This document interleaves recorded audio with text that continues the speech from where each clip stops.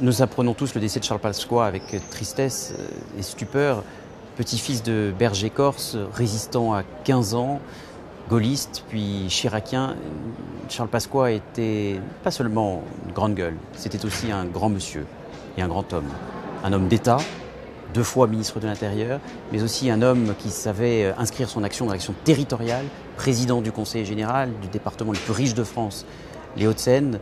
Charles Pasqua avait son ton bien à lui, son accent qui chantait, mais aussi il rayonnait par son amour de la France, son amour de la patrie et son amour de la République.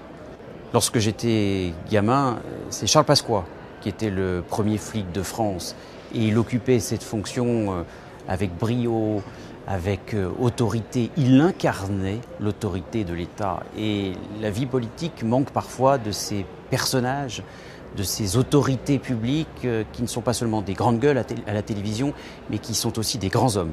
Dans l'action publique, Charles Pasqua faisait partie de ces grands hommes dont on peut effectivement s'inspirer au sein de la nouvelle génération.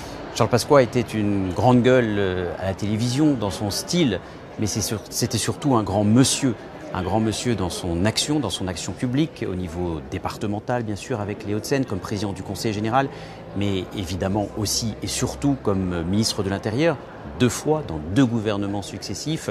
Il incarnait l'autorité de l'État et il véhiculait cet amour de la patrie française.